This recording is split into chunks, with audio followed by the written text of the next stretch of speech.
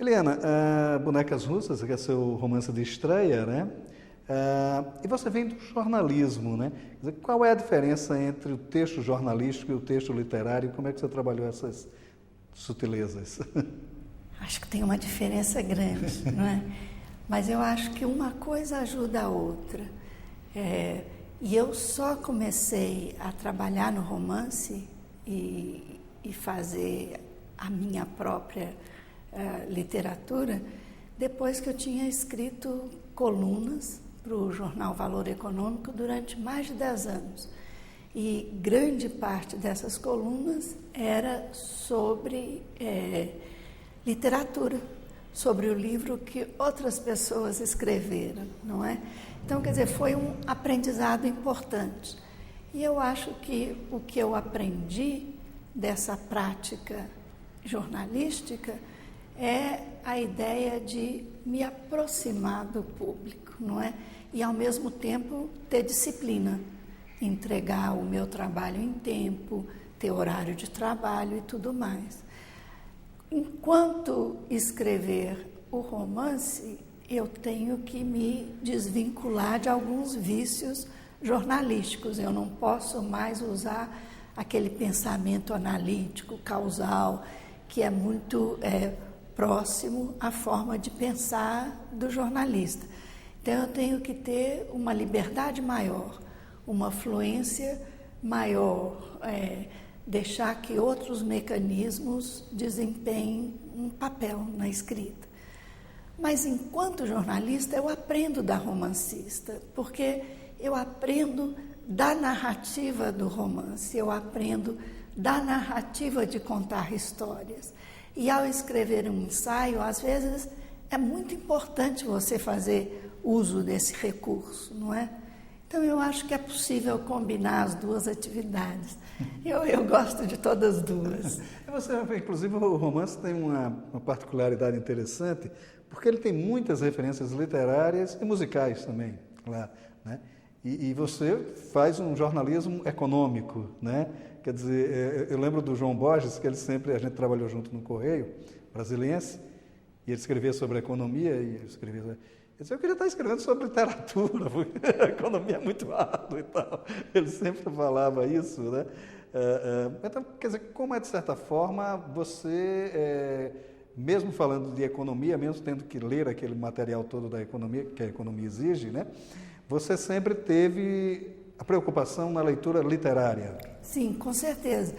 E eu já deixei de lado o jornalismo econômico, não é? Eu já deixei de lado a minha atividade enquanto economista. Eu dei aula há muitos anos na Fundação Getúlio Vargas, em outras universidades do exterior, mas isso agora é uma vida passada. Mesmo no jornalismo, o que eu tenho feito é exclusivamente jornalismo literário. É uma tentativa de... Eu ganhei um espaço muito bom no Valor Econômico, onde eu me dedico exclusivamente à discussão de temas literários e de outros livros, não é? A transição foi feita devagar, mas agora eu estou muito feliz com ela. O seu livro conta a história de, na verdade, 3 mulheres, né? Porque a Francisca e a sobrinha e a filha dela, né? Que são as protagonistas da história, né?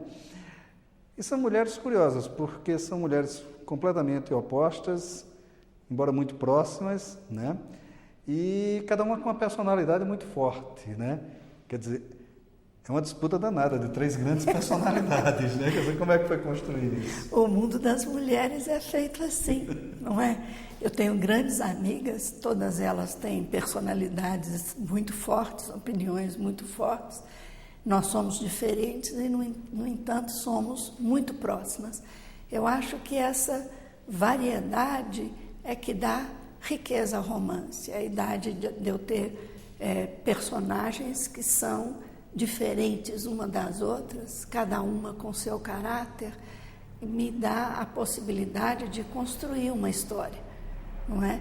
E elas são diferentes, mas algumas delas têm coisas em comum, não é? Algumas delas não são capazes de desempenhar o papel que elas deveriam, talvez, desempenhar, não é?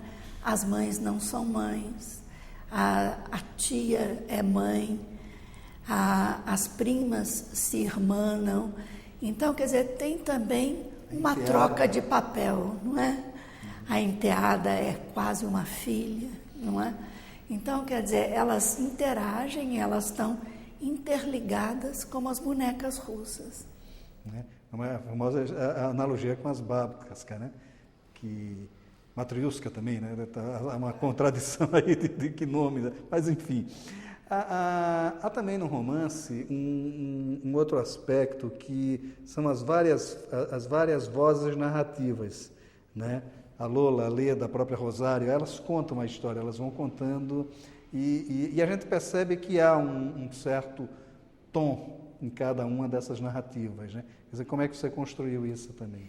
Isso foi uma das coisas que eu mais gostei de fazer, foi dar voz às personagens e permitir que cada uma delas fizesse o seu relato. Mas eu acho interessante notar que elas não estão entrando em contradição, não é? Porque é comum a gente encontrar, e louvável também, narrativas onde as vozes que se intercalam se contradizem e você nunca sabe onde é que está a história, não é? No caso das bonecas russas, elas contam pedaços diferentes da história.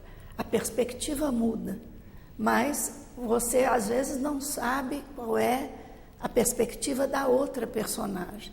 Mas você vai construindo através desses fragmentos uma história que tem muitos lados, onde cada personagem conta o seu lado, não é? Então eu gostei muito de fazer isso, eu gostei muito de dar voz a cada uma delas e dar a cada uma delas uma voz diferente. As figuras masculinas no romance também, eles estão estereotipados ali. Quer dizer, eu não diria estereotipadas, eu diria que eles são figuras menores no romance. E são cruéis. A maioria deles são homens maus, não é? Quer dizer, o livro é de fato um livro sobre mulheres. O papel dos homens ali é um papel quase de coadjuvante. Nós, mulheres, não existimos sem vocês, e vocês são essenciais para a nossa história. Mas essa história, sendo uma história de mulheres, eu preferi colocar o foco sobre elas. E alguns dos homens, eu diria a maioria deles, nesse livro, são homens maus, não é? Alguns são cruéis, como Cassiano Lobato, ele é realmente um homem mau. Alguns são personalidades extremamente medíocres, que é o Modesto, por exemplo. Mas o Modesto, ele tem voz, e ele exibe a própria mediocridade no conto em que ele mesmo escreve, né? Onde ele dá voz aos seus sentimentos. Mas se você pensar, o primeiro marido da Leda, que era um psicanalista, ele não era um homem mau. Ele não tem um papel muito importante, mas ele deve ter sido um homem interessante, porque ela se apaixona por ele, não é? Ele foi amado, e o homem que foi amado deve ter alguma coisa de bom. O pessoal, é engraçado que quando eu li Cassiano Lobato, eu me reportei a um grande amigo meu, que era o Cassiano Nunes, e que estudou Lobato. Mas Cássio é o nome de um dos traidores que estão lá no último nível do inferno. O velho Dante é inesquecível, ele era fantástico. Né? Agora, é realmente um romance, e também um romance que me chamou muito a atenção, pela concisão dos depoimentos, né? Quer dizer, é um romance muito conciso, muito preciso nas suas... Não, mas muito preciso na condução das frases. São frases muito curtas, períodos muito curtos, muito dinâmico. Há um ritmo muito dinâmico, né? que não um ritmo cinematográfico, aquela coisa louca, mas ele flui, mas ele tem essa dinâmica, esse ritmo. Vou usar uma expressão do João Cabral de Melo Neto, tem um poema dele, um daqueles poemas de vozes altas, que ele bota assim: ritmo funcionário público, bem lento. Né? Então, é um ritmo que eu achei interessante. Isso é um ritmo fluido, mas é um meio lento, assim, não é lento, ele é lânguido, assim, uma coisa, não é meio poética mesmo, aquela coisa do sentimento lírico do poeta, né? Você sente isso também no livro? Esse ritmo? Eu sinto que eu caprichei muito na linguagem. Até me orgulho de ter algumas frases mais longas para mudar o ritmo das frases mais curtas. Sim, eu reli várias vezes, eu li em voz alta, eu queria uma linguagem que fluísse bem. Agora, os contos são tristes, não é? As histórias, algumas, são trágicas. E a linguagem reflete isso, não é? Essa certa tristeza que você nota na linguagem, eu acho que ela reflete um pouco esse drama vivido por essas mulheres. E é interessante porque também elas são mulheres, no primeiro momento, interioranas, mas que ela se adequa ao ambiente urbano de uma maneira muito... Aliás, elas dominam o ambiente urbano de uma maneira muito própria, né? Muito forte também. Quer dizer, o romance também reflete um pouco disso, dessa transição histórica brasileira, né? Quer dizer, elas vivem num momento histórico muito próprio, sim, muito delas, sim, né? E elas refletem isso. Também como é que foi trabalhar essa influência histórica sobre as personagens? Eu acho que é importante, eu achei importante contar a origem delas, não é? De uma cidade do interior, com os dramas do interior e a chegada à capital. Mas chegando à capital, você nota que a mãe de Leda era uma artista e as duas primas são o que nós chamamos de duas bableux, né? São duas intelectuais. Elas leem muito, elas conversam entre si, às vezes recitam versos de poetas. Então, essas mulheres são mulheres muito sofisticadas. Talvez não a Francisca, a tia que criou as meninas, que é uma mulher com os pés na terra, mas com certeza Leda e Lola são mulheres muito sofisticadas, são duas intelectuais. E isso está revelado na profissão que elas seguem, não é? Leda é dona de uma galeria de arte, Lola é uma jornalista que faz traduções de dramas, de peças de teatro. Então, são duas mulheres sofisticadas. Eu acho que o livro reflete isso bem. E elas têm uma sensualidade muito grande também, né? Há todo um aparato sensual nelas, né? Sim, tem. E tem uma parte sensual muito sofrida, não é? O aprendizado da Leda é muito violento, não é?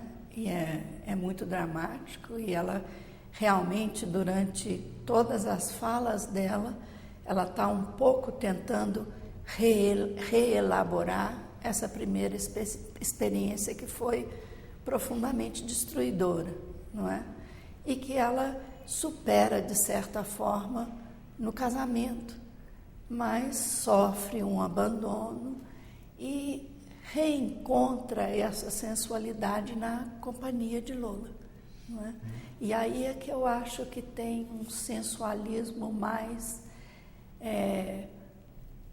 brando, não é? É um fogo, mas é um fogo brando, é um fogo onde tem muito carinho, não é? Uhum.